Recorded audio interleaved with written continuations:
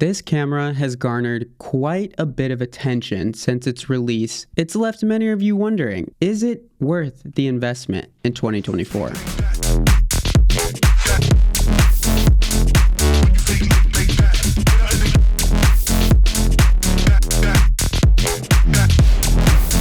I'm gonna tell you right now, I think that this camera is worth the investment, but there's some really big drawbacks that you should know before you buy it. Without further ado, let's get into it. Sony has marketed the ZV line of cameras towards vloggers and content creators alike, but I think it's aimed at people who are looking to do content creation as a full-time job. It certainly has more features than a hobbyist would require, but I don't think it would be ideal for professional use.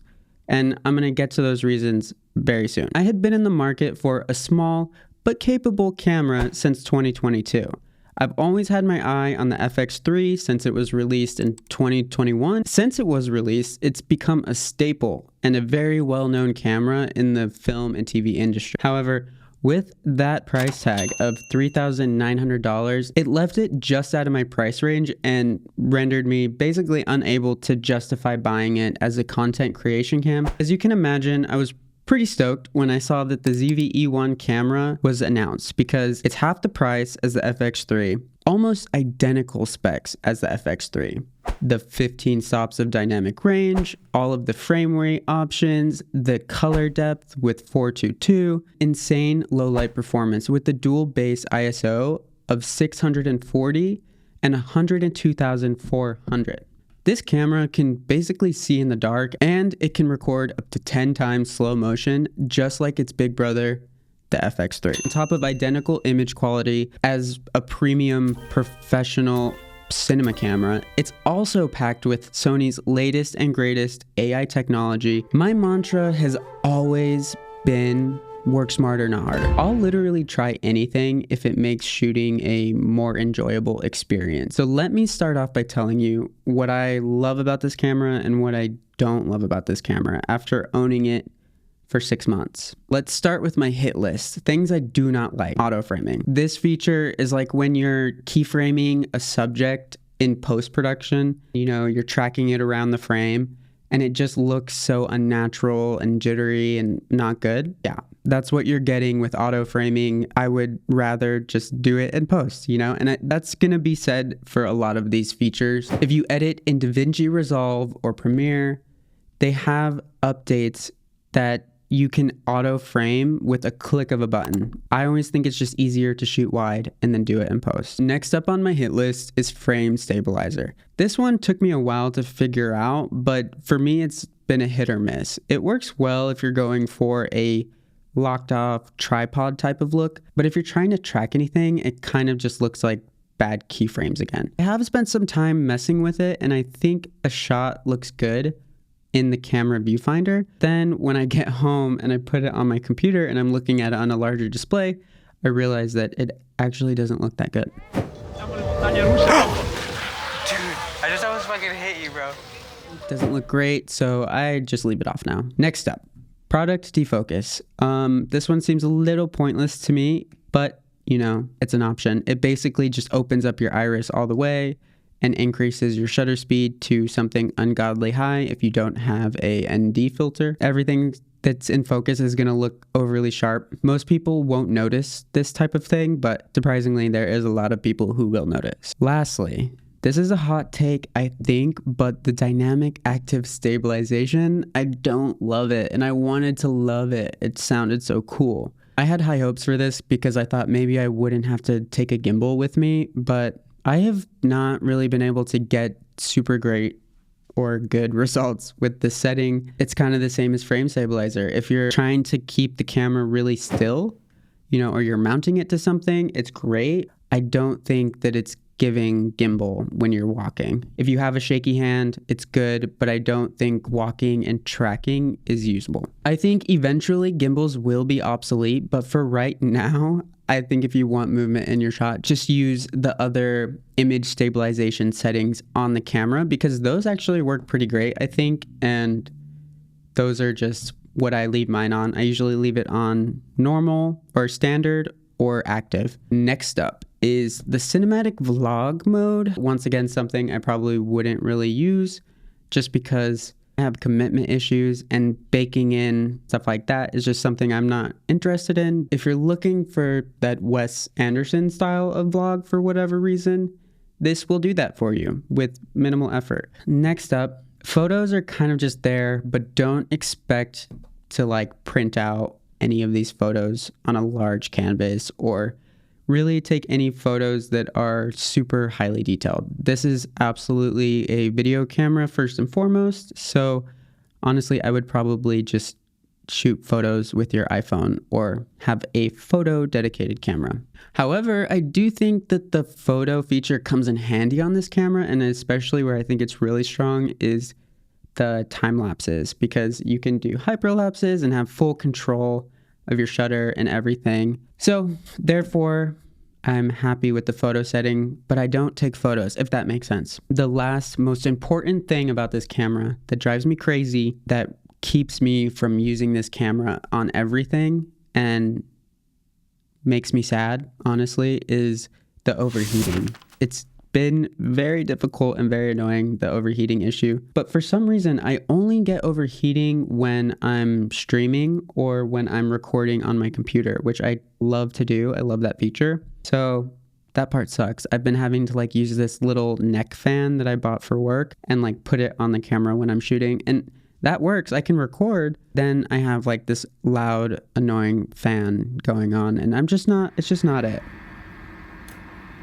That's my one major gripe with this camera. Otherwise, the rest is just kind of silly AI features that I don't really use.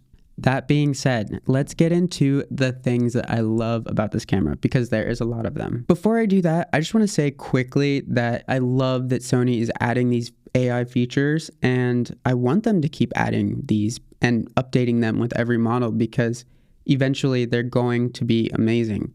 But for now, I'll opt to leave most of them turned off and just do the work on my desktop computer. They're not there yet for me. That all being said, let's get into the stuff that I love about this camera, because there's actually a lot. First and foremost, the most amazing part of this camera, I think, is the AI autofocus system. It will stay locked on if you're in the correct focus mode for what you're shooting, and that definitely took me a while to figure out. This is by far the best autofocus system that I have ever used, coming from an FX9 or the DJI Ronin 4D LiDAR autofocusing system. Able to track people even when they turn around or turn away from the camera, and when they turn back around, it'll just lock back on. Even when you have things or people pass in front of your subject that you've selected, it will stay locked on. As long as you don't have your focus sensitivity turned all the way up, because if it's all the way up, it might jump around a little bit. But if you leave it set to standard, it will do an amazing job of tracking the subject. So we love that. We love good autofocus. So next up is the clear image zoom. This honestly might be my favorite, or second favorite at least. The clear image zoom is amazing. I don't use zoom lenses. I only shoot on primes.